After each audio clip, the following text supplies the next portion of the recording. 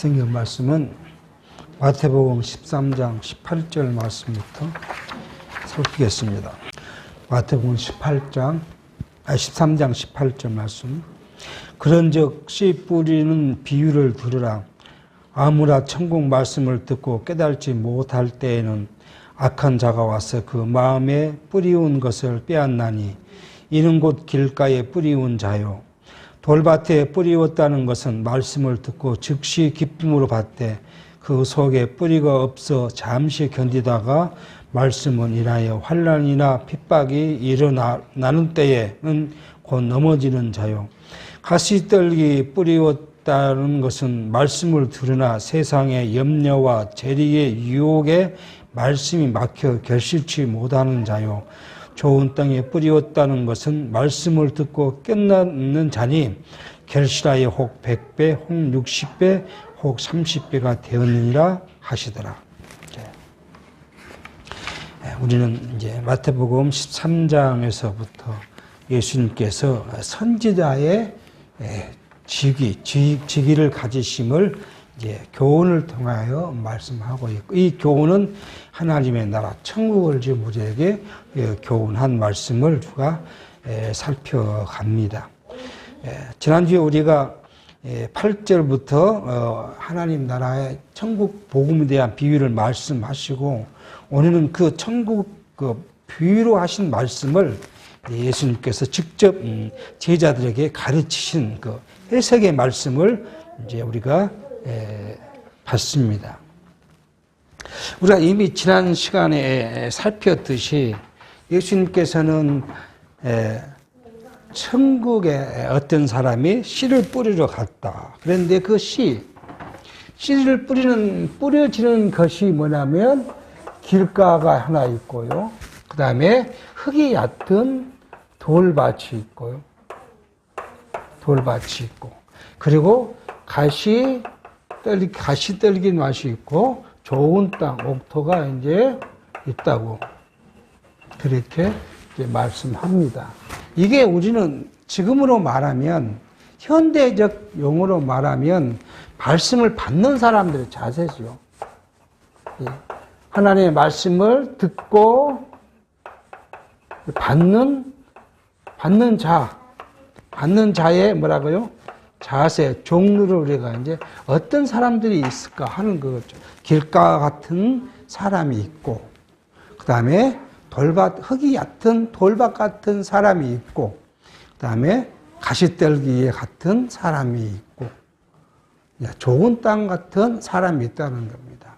그래서 여기에 나타난 세상, 말씀을 뿌리는 밭, 이 밭은 강론집에서는 세상이라 이렇게 되어 있는데요. 이 세상이라 되어 있고요. 이 세상이라는 의미는 오늘 지금 교동문에서도 세상을 심판하러 오지 않았다고 예수님 그렇게 말씀하시죠. 여기서 말한 세상은 우리 교회 밖의 세상을 말하는 것이 아니라 교회를 이야기하는 겁니다. 예수님이 지금 우리에게 복음이, 하나님의 말씀 성경이 전해진 곳은 교회 밖의 사람이 아니라 교회 안에 있는, 이 세상을 우리는 이제 교회로 지금 이제 이야기할 수 있고, 이 교회라는 것은 두 가지죠. 이미 여러 번 우리가 말씀을 들었지만은 이렇게 지상에 지교회가 있고, 이 교회를 이루는 작은 단위의 소교회, 각 개인의 심령이 이제 교회로 볼 수 있는 거예요. 그러니까 이 작은 단위의, 우선 우리는 작은 단위로부터 이제 생각해 보는 것이죠. 그리고 이 말씀은 천국 복음이죠. 천국 복음. 그 씨 뿌리는 사람은 뭐요? 그리스도인 것을 우리가 이제 지난 시간에 이렇게 살폈습니다. 그런데 이 길가는 우리가 한번 이렇게 도표로 한번 하면서 비교해 보면, 이 결과가, 여기는 이 새들이 와서 먹어버렸다. 그렇게 지금 이야기합니다. 새들이 와서 먹어버렸고, 돌밭은 잠시 기쁨은, 말씀을 받고 기쁨이 있지만 뿌리가 없으니까 된다고요? 말라 죽었다는 거예요. 말랐다 이렇게 해요. 가시떨기는 어떻게요? 가시의 기운 때문에, 가시의 기운 때문에 자라지 못해서 결국 죽게 된 것이고, 이건 30배, 60배, 100배의 결실을 받았다. 그렇게 우리는, 지난 시간 우리가 말씀을 이해했을 때, 이건 뭐요? 사단이 말씀이 떨어지면, 어때요? 그걸 빼앗아 가버렸다는 거예요. 우리가 이제 한번 생각해 보면, 어떤 날은 말씀이, 귀로는 들어오는데 어디로요? 이쪽 귀로 지나가 버리고 마음에 남지가 않을 때도 있고요. 어떨 때는 그 말씀이 깊이 내 마음속에 간직될 때가 있죠. 그런 심령을 지금 이야기합니다. 그러니까 우리가 말씀을 듣기는 해도 이 사단이 와서, 또는 어떨 때는요, 솔직히 저도 그럴 때가 과거, 기존교회에 있을 때요, 어때요? 설교를 듣는데 설교가 귀에 안 들어와요. 그러니까 눈 감고 이렇게, 잘 수 없으니까 또 눈 뜨고 있으면 보기가 그러니까 어떻게 해요? 눈 감고 그냥 설교 시간 내에 눈 감고 있다가 그냥 예배 마치고 오는. 그런 똑같은 이야기. 그럼 우리 마음속에 뭐가 있어요? 사단이 말을 못 듣게 방해합니다. 이런 생각, 저런 생각, 이 염려, 저 염려, 그게 몰려오면 말씀이 들려오지는 않아요. 이런, 지금, 그렇게 말씀을 좀 이야기를 하고 있어요. 그러니까 이걸 또 다른 의미로는 뭐예요? 이 하나님의 말씀을, 신령한 하나님의 말씀을 깨닫지 못하게 하는 그런 의미 있지요. 돌밭에 뿌렸다는 것을 우리가 생각해, 지난주에 우리가 뭐예요? 돌밭이라는 것은 해가 뜨면 말라 죽었잖아요. 그래서 이게 뭐예요? 결국 환난과 핍박이 오면 이것 때문에 견디지 못하고 그냥 진리를 버리는 것이 있습니다. 제가 얼마 전에 한번 말씀을 드렸지만 우리나라에 유명한 남자 가수가 있지 않습니까? 갔는데 이 사람이 뭐예요? 결혼을 하려고 보니까 자기가 좋아하는 여자가 불교 신자였어요. 그러니까 또 그 장모 되신 분도 유명한 탤런트잖아요. 자기 딸과 결혼을 하면 종교를 바꿔라 그랬다는 거 아니겠어요? 그러니까 딸과 결혼을 하려고 종교를 바꿔서 자기가 기독교를 버리고 불교로 갔다는 거 아니에요. 그걸 떳떳이 자기가 이야기를 해요. 떳떳하게. 그러니까 뭐예요? 이게 그 중심에는 하나님의 신령한 하나님의 나라가 있는 거 아니고 그냥 기독교란 종교를 갖고 있었을 뿐이죠. 그러니까 뭔가 딱 오니까 뭐예요? 그가 그냥 기독교를 버리고 그냥 글로 넘어갔습니다. 그럴 뿐만 아니에요. 우리가 일제시대 때 보면은 사실 이 문제가 심각해져서 우리 장로교가 고신측하고 장로교 나눠지는 일이 있어요. 일본에 핍박이 오니까 핍박을 못 견뎠잖아요. 지금 저희들이 그렇게 오면 저희도 어쩔 수 없을 수도 있어요. 그래서 신사참배를 했다는 거 아니겠습니까? 그러니까 신사참배를 안 한 분들은 핍박을 견디고 신사참배를 안 한 거고, 신사참배를 한 사람은 그 핍박을 못 견디니까 신사참배를 했죠. 근데 나중에 참 궁색은 변명을 해요. 궁색 변명을 합니다. 지금 그 한 사람들의 궁색은 변명은 뭐냐면 일본의 천황이 신이 아니잖아요. 인간이잖아요. 실제 인간이잖아요. 그게 인간. 그러니까 인간이기 때문에 저랬다는 거예요. 인간이니까. 참 궁색한 변명이죠. 왜? 일본 사람은 신으로 여기는데 우리는 그 사람이 신이 아닐지라도 일본이 그것을 신사참배를 강요한 그 사람들의 의중은 뭐예요? 천황이 신으로서 경배를 하라는 거 아니겠어요? 오늘 지난 시간에 한번 말씀을 드렸지만 마리아를 숭배하는 걸 뭐라고요? 신으로 경배한 것이 아니라 예수님을 낳은 어머니로 그거 아니 경배라 하지 마든지 숭배라 하지 말든지 그 숭배나 경배의 용어는 뭐예요? 하나님께 하는 것이잖아요. 궁색한 변명은 그건 자기들의 변명일 뿐인 것이죠. 그리고 가시떡이면 이것은 뭐라고요? 우리가 보면 말씀에 능력이 없으니까 뭘 못해요? 우리의 심령을 변화시키지 못해요. 아무리 설교를 많이 듣고, 그래도 그 설교가 아무런 내 심령을 변화시키지 못합니다. 왜? 우리 안에 말씀에 능력이 부족하니까. 근데 여러분, 그렇게 해석해 볼 수 있는 것이죠. 그리고 이제 좋은 땅에 뿌렸다는 것은 말씀을 깨닫고, 말씀을 깨닫는 자. 그래서 결실을 맺는데, 우리 지난 시간에 이 결실은요, 천국을 소유하고 누리는 정도의 우리가 천국을 그냥 말씀을 깨달으면 어떤 사람은 30배 정도의 우리가 천국을 누리는 것이고요. 어떤 사람은 60배, 어떤 사람은 온전히 천국을 이루어 말씀을 깨달았을 때. 이렇게 지금 지난 시간에 우리가 살폈습니다. 그런데 오늘 본문에 이 말씀을 해석을 합니다. 자, 우리가 이런 실제적 사실을 갖고 한번 다시 예수님께서 어떻게 해석을 했는가, 그죠? 13장 18절부터 한번 해석해 보면은 그렇게 다시 이야기합니다. 자, 아무나 천국 말씀을 듣고 깨달지 못할 때 어떤 사람들이요? 길가라는 것은 깨달지 못한 사람이다. 아, 그렇죠? 여기. 깨닫지 못한 자. 깨닫지 못한 자는, 그러니까 그 말씀이 우리 안에 들어와 있지 못하니까 뭐예요? 새들이 가져간 것 같다. 그렇겠지만. 그래서 귓가를 뿌린 자요. 돌밭에 뿌렸다는 것은 말씀을 듣고 즉시 기쁨을 받되 그 속에 뿌리가 없어 잠시 견디다가 말씀을 인하여 환난이나 핍박이 일어날 때 곧 넘어진다. 그렇죠? 환난과 핍박일 때 넘어진다. 똑같은 이야기입니다. 환난과 핍박일 때 넘어진 자요. 그리고 그 가시떨기에 뿌리었다는 것은 말씀을 들으나 세상의 염려와 재리의 유혹에 말씀이 막혔다. 세상의 염려나 재리, 물질이죠. 재리 때문에 이것이 걱정이에요. 이것이 목표고, 그 사람의.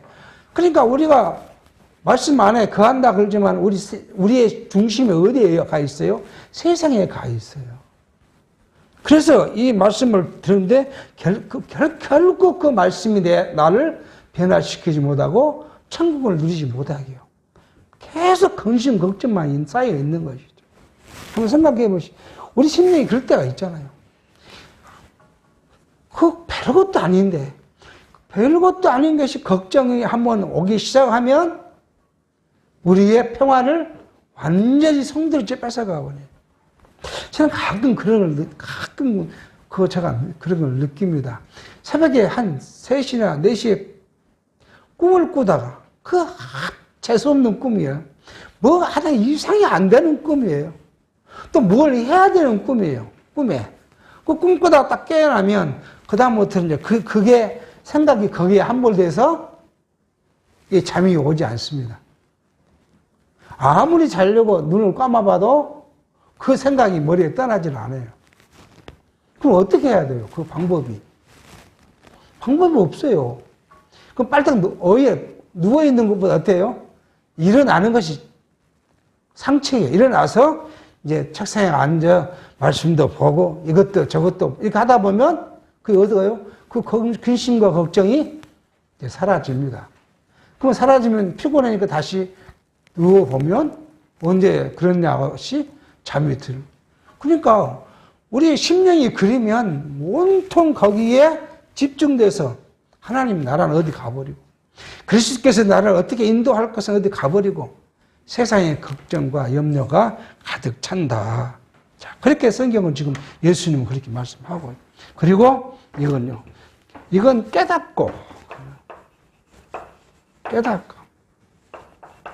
깨달으니까 뭐예요? 하나님의 나라를 그렇게 이루어가는 결실을 맺었다고 그렇게 이야기를 합니다. 그러면 이 말씀을 또 오늘 새로운 각도는 아니지만 다시 우리가 한번 교회 안에 어떤 것이 있는가 하면 살펴보면요. 자, 저는 이렇게 생각해요.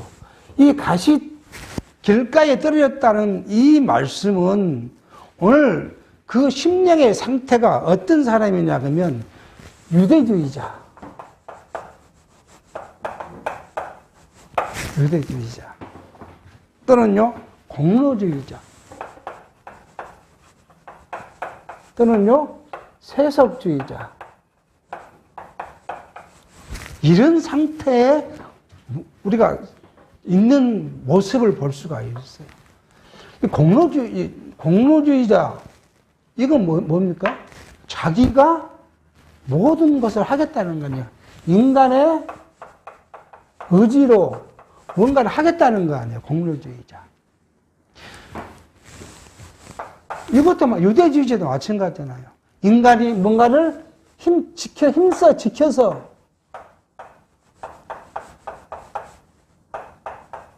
뭔가를 하겠다는 거 아니에요. 하나님, 이 자들은 뭐예요, 오늘? 현대로 말하면 어디가 있을까요? 현대 교회, 기독교 교회가 그래요. 그래서 온통 교회가 뭘 가리켜요? 인간의 노력을 가리켜요. 그래서 이 노력을 위해서 수고해야 돼요. 하나님께 노력으로 하나님께 나아가야 돼요. 그 노력의 조건이 뭐예요? 노력의 종류가, 우리가 그걸 비판하자는 거 아니라, 우리가 이제 파헤쳐 보면 그 개인의 공로를 좀 주장하는 거예요. 율법을 지켜야 돼요. 요즘도 율법을 지켜야 하는 사람 많습니다. 그렇게 가르친 교회 많이 있습니다. 율법을 지켜야 한다. 꼭 예수님 당시 유대주의자도 똑같아요. 구원은 예수로 믿지만 구원의 완성은 어디에 있다고요? 율법을 지킴으로써. 그게 지금 소아시아 교회 유대주의자들이에요. 그러니까 계속 그들이 누구를 따라다녀요? 바울을 따라다니면서 바울을 죽이려고 한 그들이 바로 율법을 지켜야 한다는 거 아니에요. 오늘 현대 교회도 마찬가지예요. 그 율법이 신율법주의잖아요. 오늘 현대 교회는 신율법주의자라고 그래요. 그 신율법이 뭐예요? 가장 먼저 교회가 주장하는 건 뭐예요? 안식일을 거룩히 지켜야 한다. 그렇게 주장합니다. 안식일. 아니, 예수님께서는 안식일을 예수님이 안식일이고 구약의 율법의 안식일을 폐했다고 이야기하고 내가 그걸 완성했다고 이야기하는데 현대 교회는 뭐예요? 안식일을 지키라는 거예요. 그 다음에 뭐 해야 돼요? 율법에 11조 하라는 게 11조를 해야 한다는 거예요. 11조 안 하면 하나님과 도덕질 했으니까 이건 그 다음에 설명 안 해도 우리가 많이 들었던 이야기잖아요. 자, 그 다음 뭐 해야 돼요? 하나님께 충성해야 한다는 거 아니에요. 그 충성의 종류가 뭐예요? 봉사하고 예배하고 기도하고 많습니다. 천주교는 여기에 더 나가면 뭐까지 해야 돼요? 100가지 선도해야 돼요. 이렇게 신율법주의에 빠져 있는 거. 우리는 여기로부터 자유해야 한다는 거예요. 그래서 언약선지자 성경은 이것부터 자유해야 한다는 거예요. 율법이 예수 그리스도가 율법의 모형이니까 예수께서 오셨으니까 참 율법이신 예수를 의지하니까 율법이 필요 없는 것이고 그 율법으로 정한 모든 그 구약의 것들이 그리스도가 성취했으면 우리가 지켜야 할 의무가 없는 거고요. 예수가 우리를 대신해서 속량했으니 우리의 공로는 필요가 없다는 거고요. 그래서 우리가 자유하는 거예요. 여기가 바로 그거예요. 진리 안에서 자유한 거예요. 진리 안에 자유하니까 뭘 누린 거예요? 천국을 누린 거예요. 여러분, 이 자유하지 못하면 천국을 누릴 수 있겠습니까? 오늘 여러분, 우리한테 이것이 안식일이니까 거룩을 지켜라고 했으면, 어제 오후 해 넘어갈 때부터 오늘 해 넘어갈 때까지 아무것도 안 하고, 밥도 안 하고, 아무것도 안 하고, 그러고 있어야 되잖아요. 그러면 우리가 이 자유를 누릴 수 있냐고, 천국을 누릴 수 있냐고, 그렇지 못한 거예요. 그 다음에 이건 지금으로 말하면 뭘까요? 시험. 지난 시간에 이야기했잖아요. 야고보서의 시험은 뭐예요? 유혹. 시험을 견디지 못하는 거죠. 이제 이 미혹과 유혹은 어디서부터 와요? 나의 욕심으로 맡아요. 인간의 욕망으로부터 와요, 욕망. 야고보가 그렇게 하잖아요. 이 욕망의 미혹을 우리가 견디지 못하면 우리가 참 자유를 못 누리는 거예요. 생각해 보죠. 우리의 욕망이라는 것이 얼마나 무섭고 큰 것인지. 이 힘은 인간의 능력으로는 이걸 밀어낼 수가 없어요. 우리가 여러 종류를 생각해 보는데 가장 먼저 오는 건 뭐예요? 물질이잖아요. 돈. 돈이 없이 가난하게 살고 싶은 사람이 누가 있겠습니까? 아무도 없어요. 가난하게 살고 싶은 사람이. 이것을 밀어낼 수 있는 육체적 능력은 아무도 가지고 있지 않아요. 건강하게 살고 싶지 않는 사람은 아무도 세상에 없어요.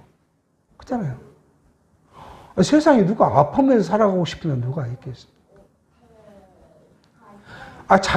내 자녀가 잘 되고 건강하고 좋은 직장 다니기를 싫어하는 사람이 어디 있겠습니까? 아무도 세상에 없어요. 그러니까 이런 미혹과 그 다음에 시련을 내가 받는 걸 좋아하는 사람이 누가 있겠어요? 아무도 없어요. 그러니까 이것을 이길 수 있는 곳 뭐예요? 좋은 땅에 뿌렸다는 말씀을 깨달으면 우리는 뭘 하게 됩니까? 뭐요? 항상 뭐라고요? 기뻐하고요. 그 다음에요? 쉬지 말고 기도하고요. 범사에 감사하고요. 이것이 성경이 말한 천국을 누리는 자들의 모습이잖아요. 이걸 어떻게 해야 돼요? 이거 뭐야? 이걸 이루어 가려면 주신 것에 감사하고 만족하고 이런 삶이잖아요. 그래서 이게 주신 것에 감사하고 만족하니까 뭐가 나와요? 우리에게 찬송이 나와요. 이 찬송은 우리의 마지막 성도들의 마지막 모습이에요. 하나님께서 우리에게 주신 지상의 가장 큰 명령이 뭐예요? 하나님을 찬송하는 거예요. 자, 그 다음에 가시떨기 이것은 뭐예요? 세속적이고요. 세속적, 물질적, 육체적인 것. 이것을 지향하는 거예요. 그러니까 교회가 제가 이제 서두에서 말씀을 드렸지만 오늘날 현대 교회가 이걸 지금 막 북치겨요. 교회가. 여러분 하나님께 충성하면 그 결과는 여러분 복을 받습니다. 그러니까 여러분 복이 뭐냐? 물질의 복, 자녀의 복, 건강의 복 이런 걸 받습니다. 이거 교회가 가르친 거잖아요. 현대 교회가. 그러니까 복을 받으려면 뭐도 해야 돼요? 헌금도 많이 해야 되고 11조도 잘해야 되고 충성도 해야 되고 이것이 목표가 돼버리면 세속적인 육체적인 것이 목표가 돼버리면 뭐가 되냐? 이 욕망을 사로잡을 수가 없어. 이게 교회가 오히려 이걸 이렇게 가게 해요. 이걸 욕망을 부추기는 걸. 근데 그렇게 부추기면 성도들이 오늘 은혜 받았다는 거 아니에요. 욕망이 가득 찼으니까 하나님께 주실 거야. 하나님 나를 물질의 축복을 해 주실 거야. 나를 건강케 해 주실 거야. 우리 자녀를 좋은 대학교, 좋은 직장에 보내주실 거야. 그렇게 하니까 기분 좋고. 여러분 건강하고 돈 벌고 건다는데 기분 나쁜 사람 어디 있어요? 기분 좋았죠. 그러니까 뭐예요? 은혜 받았다는 거 아니에요. 교회가. 이거예요. 세속적인 거. 재리와 염려가 이거잖아요. 근데 성경신학은요. 이건 하나님께서 우리에게 뭘 해주셨다고요? 필요에 따라 주셨다. 그러니까 필요에 따라 주셨다. 그러니까 뭐예요? 필요에 따라 주셨으므로 우리가 주신 것에 감사하고 만족하고 그 삶을 표현하는 것이 참선으로 우리가 표현한다. 성경신학은 성경대로 그렇게 이야기하는데 이렇게 말하니까 기존 교회 성도들이 별로 좋아하지 않아요.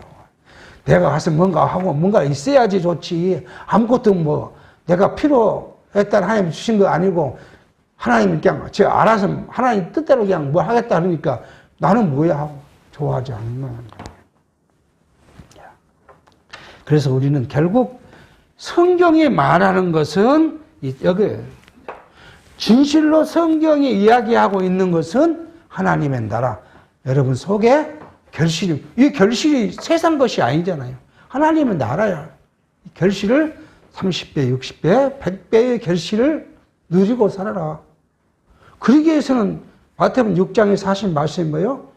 오늘 염려는 오늘에 적하고 내일 염려는 내일 하라. 아니 오늘 염려는 오늘 적해야 밤에 잠을 잘 거 아니에요. 밤을 자야 새로운 힘이 생겨서 내일 아침 일어나서 또 뭔 일을 할 거 아니에요. 오늘 일을, 오늘 염려를 오늘 족하지 못하고 내일 할 것까지 오늘 계속 근심, 걱정 속에 빠져 있으니까 무엇을 못해요? 잠을 못 자요. 그냥 잠도 못 자는 게 다른 일어났는데 그 사람이 실제 육체적으로 피곤하니까 아무것도 없는 눈 뻥 떠서 하루를 살게 되잖아요. 우리에게 예수님께서 뭐래요? 너 그 근심 걱정을 나한테 맡겨. 예수님 그렇게 말해요. 나한테 맡겨. 그건 내 거. 나는 내가 지금 평안이니까. 평안은 가벼운 거잖아요. 내 지금 평안을 내가 가져가고 너의 무거운 짐을 나한테 맡겨. 그 안에는 뭐가요? 그 안에는 그리스도는 누구라고요? 우리의 주권자라. 참 주권자라는 거예요. 진실로 우리의 주권자시다.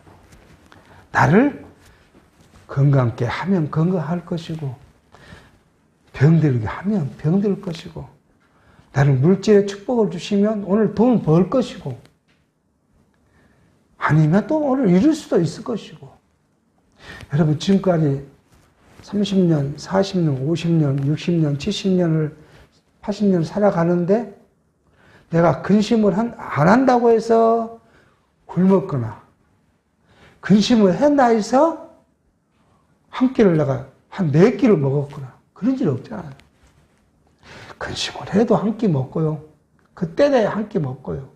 하루에 3끼 먹고요. 근심을 안 한다 해도 3끼 먹고요. 우리 다 경험해 봤잖아요. 내가 건강해보려고 별수를 썼는데도 아프고요.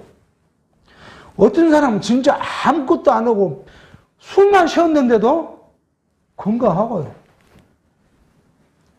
이건 나 뜻대로 안 되잖아요. 내 노력대로 안 되고, 내 염려대로 안 되고. 우리가 지금 60, 70, 80년을 그렇게 살아봤는데 아직도 깨달지 못하면 남은 삶을 걱정, 근심으로 살아가는 거고요. 지금까지 산 것이 생각해 봤더니 다 내 뜻대로 아니라 하나님 뜻대로 됐다고 깨달아지고 믿어지면 남은 삶이 되게 평강으로 올 거고요. 이거 지금 예수님께서 그 비유를 이렇게 말씀하십니다.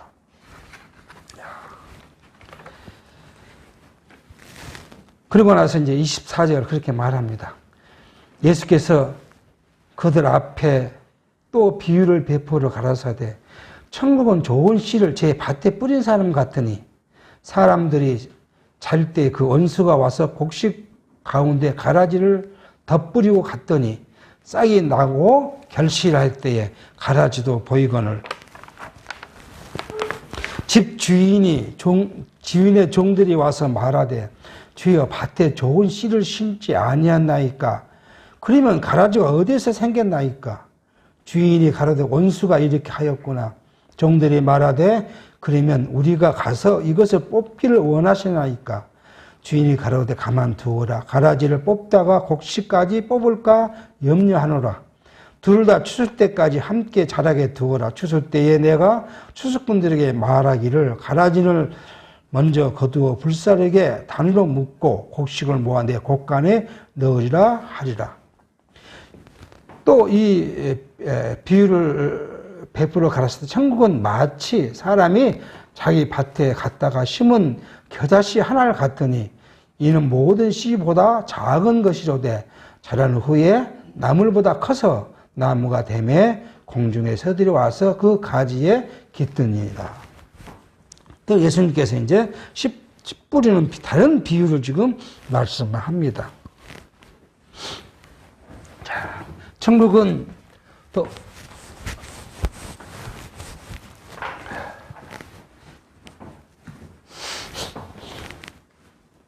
씨 뿌리는 자가 와서 씨를 뿌렸다. 그렇게 지금 이야기합니다.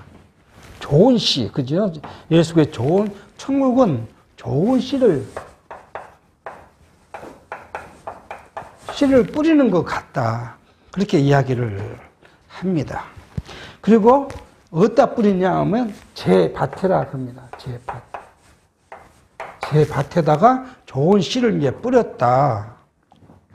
그리고 이 뿌리는 사람, 씨를 뿌렸을 거 아니에요. 뿌리는 사람이 있을 거예요.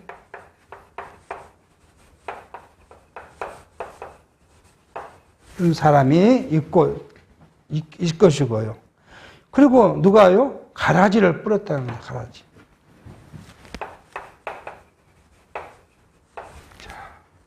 근데 씨 뿌리는 사람은 두 종류가 있죠. 두 종류가 있어요. 원수도 있고, 그 다음에 뿌리는 사람이 그리스도도 있을 거예요. 좀 사람이 있다. 그리고 이 상황이 끝나고 나니까 뭐야? 결실을 할 때가 올 것이다. 그렇게 성경은 이렇게 이런 것이 있습니다. 결실할 때는 누가요? 추수꾼이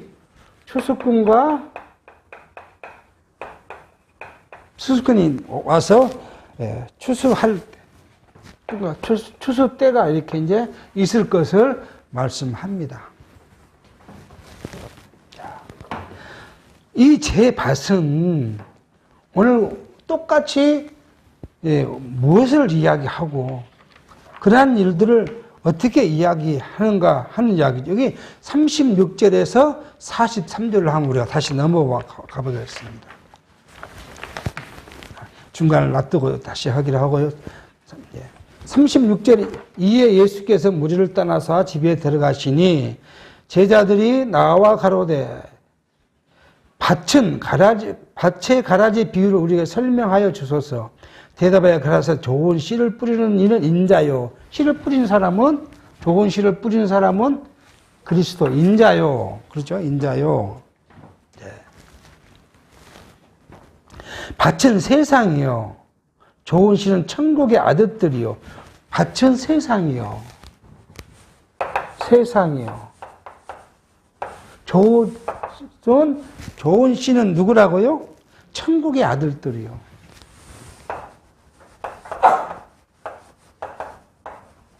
그렇게 지금. 가라지를 심는 원수는 마귀요. 그죠? 가라지를 심는 원수는 마귀요. 마귀요. 그리고, 추수 때는 세상 끝이요. 추수 때는 세상 끝, 심판이죠니까요. 심판. 세상 끝이요. 추수꾼은 누구라고요? 여기에 추수꾼은 천사들이니. 그렇죠? 추수꾼은 천사. 결실할 때가 이것도 뭐요? 이게 심판이죠. 그렇게 지금 이야기를 합니다. 그런즉 가라지를 거두어 불사르는 것은 세상 끝에도 그리라. 심판을 이야기하는 것이죠. 그렇게 지금 인자가 그 천사를 보내니 저희가 그 나라에서 모든 넘어지게 하는 것과 불법을 행하는 자들을 거두어 내어 풀무불에 던져 넣으리니 거기서 울며 이를 갈미 있으리라. 그때의 의인들은 자기 아버지 나라에서 해와 같이 빛나리라. 귀 있는 자는 들으라. 그렇게 말씀합니다. 여기서 원수가 하는 것은 뭐예요? 원수가 하는 것은 모든 넘어지게 하는 것.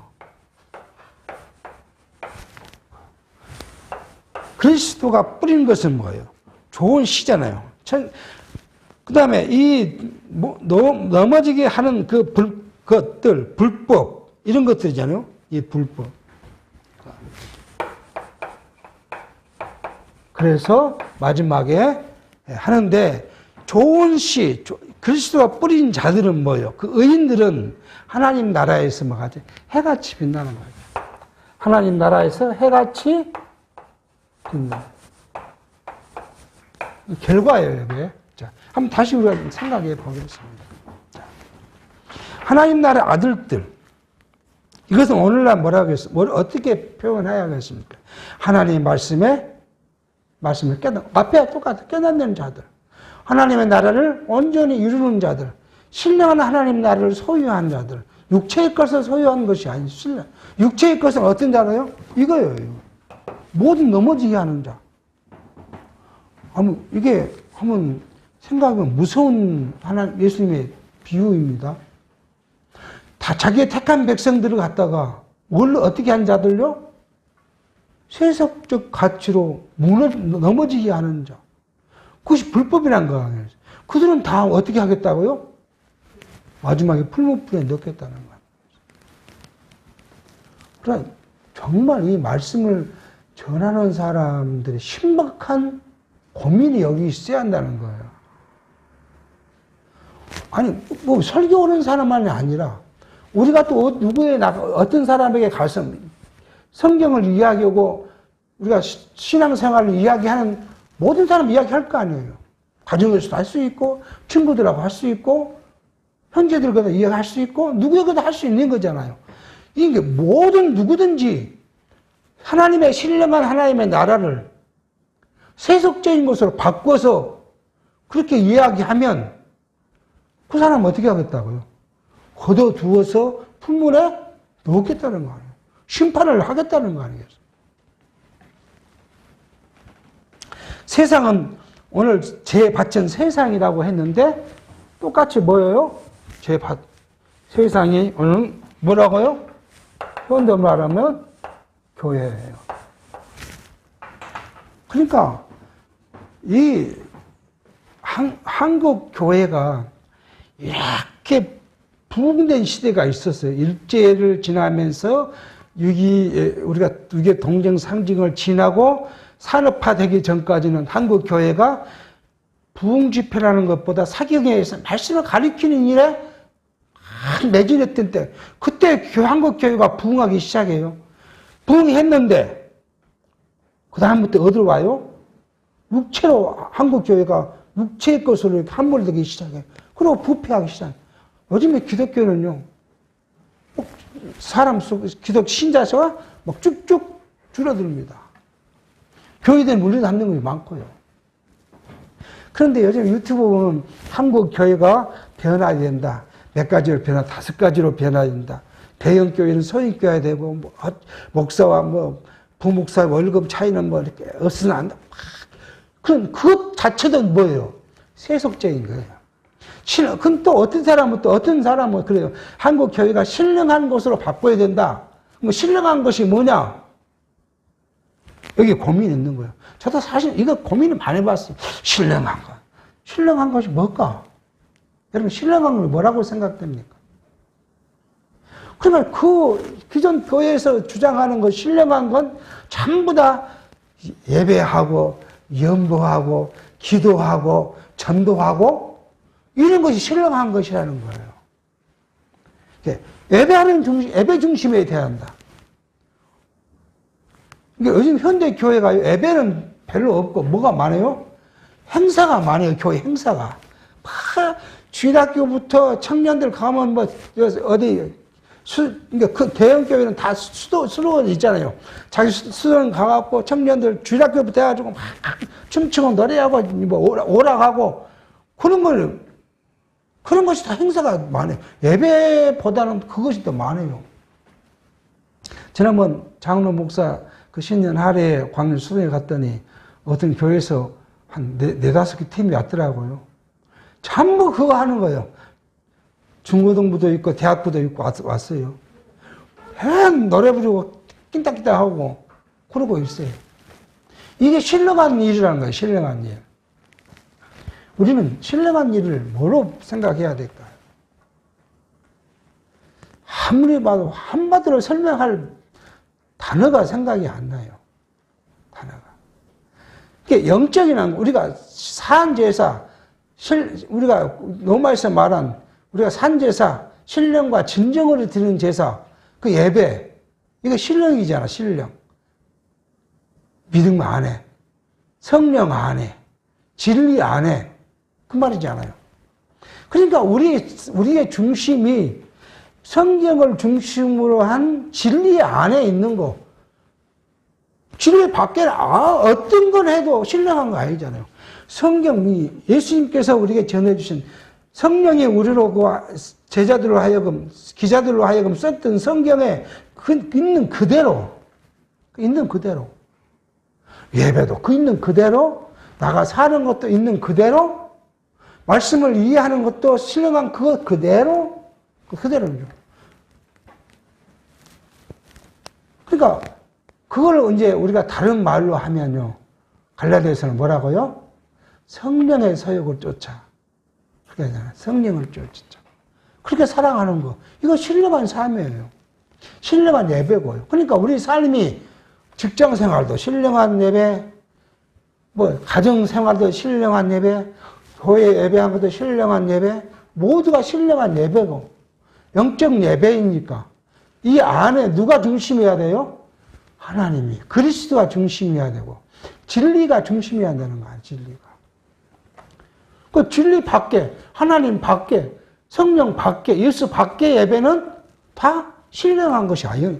그런데 아직 그 유튜브의 교회가 신령한 걸 찾아야 된다는데, 뭐가 빠지고 이야기해 나가면 성령 안에, 진리 안에, 하나님이 중심인, 그리스도가 중심을 떼고, 내 육체가 뭐 하는 거, 예배하는 거, 기도하는 거, 이것이 신령하다는 거예요. 그러나 여전히 그것도 육체의 속에 함몰되어 있는 것들이에요. 자, 원수는 뭘까요, 원수? 현대어로 원수는 뭐예요? 이걸 원수를 뭐라고 우리는 표현해야 맞을까요? 자, 저는 참나 생각해 사단의 지배를 받는 자. 이게 원수가 하는 일. 오늘 우리를 사단이 와서 우리 심령을 지배해요. 그 지배를 받는 사람이 결국 누구가 돼요? 원수가 돼요. 목사가, 장로가, 권사가, 집사가 사단의 지배를 받으면 교회에서 뭘 가르쳐요? 교회에서 이걸 가르쳐요. 이 지배받은, 사단의 지배를 받는 자가 교회에 오면 이걸 가르친다는 거. 가라지가 뭘까요? 세속적이고 육체적인 가치. 이걸 교회가 가르친다는 거예요. 이게 로마서 1장 22절에 그렇게 말해. 어떤 사람이, 우리 좀 잘 생각해 보십시다. 스스로 지혜 있다 하나 우둔하게 돼요. 그렇게. 로마서 1장 22절에. 우리 교회 안에, 정말 교회 안에 성경을 배운 사람이, 성경을 가르친 사람이, 날마다 성경 읽는 사람이 그 말이에요. 자기는 스스로 뭐 했다고요? 지혜 있다. 성경을 많이 안다. 나는 성경을 많이 연구해서 성경 박사다. 스스로 그렇게 생각한다는 거 아니에요. 그렇게. 그런데 실제는 어쨌다고요? 미련한 자라는 거 아니에요. 우둔하게 됐다. 왜요? 신령한 하나님의 나라, 신령한 하나님의 말씀을 뭘로 바꿨으니까요? 육체로 바꿨으니까. 자기를 드러내려고 성경을 공부했으니까. 자기를 자랑하려고 성경의 지식을 막 머릿속에 집어넣었으니까. 그러니까 그 사람의 심령이 어찌 됐어요? 미련하게 됐다는, 우둔하게. 그렇게 됐으므로 23절, 썩지 아니하는 하나님의 영광을, 그래, 썩지 아니하는 하나님의 영광, 하나님의 신령한 하나님 나라, 신령한 하나님의 말씀을 썩어질 사람과, 육체잖아요. 썩어질 사람, 육체의 것과, 금수, 우상이잖아요. 금수, 우상과 버려질 형상, 우상. 자, 이거잖아요. 공로주의, 유대주의, 이거 다 이거예요. 유대주의, 공로주의, 세속주의 다 이거예요. 이게 뭐예요? 사람과 금수와 버려지는 형상의 우상으로 바꾸었느니라. 그래서 가리킨다는 거잖아요. 가라지가 그거예요. 그게요, 가라지. 육체의 것. 육체적이고, 현세적이고, 물질적이고, 세속적 가치를 추구하고 가르치는 자. 이거예요. 교회 안에요. 이것이 가득하면 하나님의 말씀을, 신령한 하나님의 말씀을 뭘로 바꿔요? 육체의 것. 지금 세상이 그렇다는 것이 교회가. 그렇게 가르치고 있다는 거예요. 그런데요, 그걸 주장하는 사람이 교회에 힘을 얻고 득세하고 눈에 보여요. 어떤 사람요? 내가 열심히 기도했더니 무엇이 왔다고요? 돈을 벌었다는 거예요. 건강했다는 거 아니에요. 그러니까 교회에 와서 간증을 그렇게 합니다. 내가 육체가 이랬는데요. 내가 육체적으로, 물질적으로 내가 실패를 했는데요. 내가 하나님께 매달렸더니 하나님이 나를 1억을 줬습니다. 내 빚을 다 갚아줬습니다. 그렇게 간증한 사람들이 교회 안 해요? 와, 우러러 보여요. 힘이 있어 보이고, 능력 있어 보이고, 신앙적으로 아주 높게 보입니다. 그렇게, 성경은 그렇다고 해요. 성경이 그렇게 이야기해요. 그리고 대신에 그거 아니야. 육체의 것이 아니야. 신령한 것은 신령한 하나님의 나라를 이야기하지. 뭐, 말도 안 되는 소리하고 신령한 나라는 네 눈에 보여봐라고. 당신 안에 하나님 나라가 있냐? 보여봐라고. 나는 기도를 했더니 어쩐다고요? 하나님 물질을 줘서 내가 10억을 벌었다고. 나는 암이 걸렸는데 어쨌다고요? 암이 나섰다고요. 그러면 교회가 누가 능력이 있어 보입니까? 그런 사람이 능력이 있어 보여요. 왜요? 우리 안에 뭐 있으니까요? 사단의 지배를 받고 있어요. 교회가 사단의 지배를 받고 있으니까 그렇다는 거예요. 사단의 지배를 벗어난 교회는 그런 걸 간증을 안 시키고 그런 걸 소중하게 여기지도 그렇게 하지도 않아요. 사단의 지배를 받은 교회는 그것을 소중하게 하고 간증을 시키고 그것을 추구하게 하고 만들어요. 오늘 지금 그렇게 말씀하고 있는 거예요.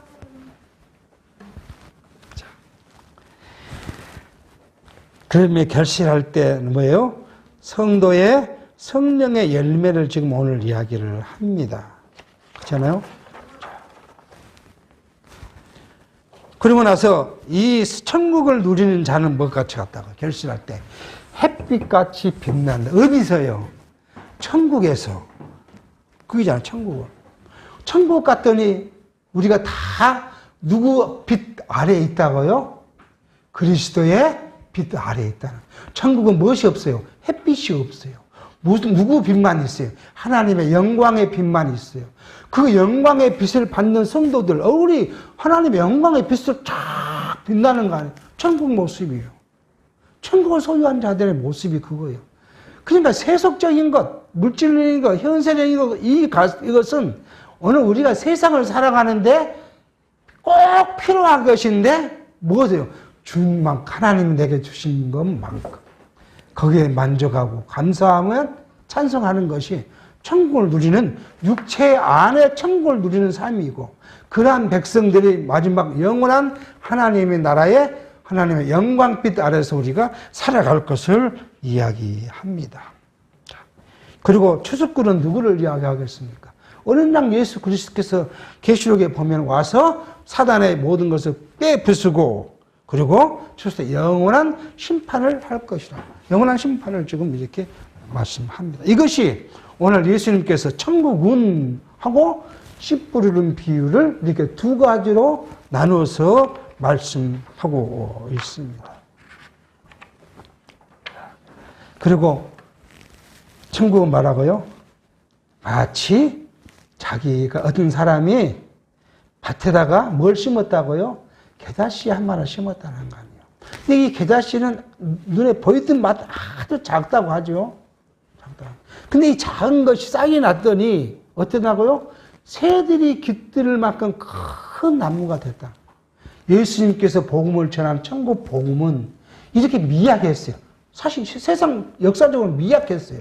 그 미약한 복음이 싹이 나고 잘하더니 온 세상을 변화시키고 당신의 택한 백성을 다 불러 모아 천국을 이루었 것처럼 천국 복음이 게다시와 같을 것이다 라는 것이 예수님의 말씀이었습니다. 기도하겠습니다. 하나님 아버지, 오늘 예수님께서 오늘 우리를 위하여 천국을 우리에게 베푸시면서 천국에 대하여 말씀하신 것을 우리가 살펴봤습니다. 이 세상에 많은 것들이 있고 많이 천국을 이야기하지만 실제로 신령하고 하나님, 영원한 하나님 나라를 육체의 것으로 바꾸어서 그 백성들을 미혹해 한 일들을 우리가 너무나도 많이 봅니다. 다행히 저에게는 지혜를 주셔서 성경 실학이라는 체계를 통하여 오직 성경에 계신 하나님의 말씀을 신령한 것으로 받게 하시니 진심으로 감사합니다. 우리가 이 말씀을 세상을 살아갈 때 놓치지 않고 기억하게 하시고 이 말씀을 붙잡고 영원한 것을 소망하며 살아가도록 성령께서 우리를 인도해 주시옵기를 바라옵고 예수의 이름으로 기도하옵나이다. 아멘.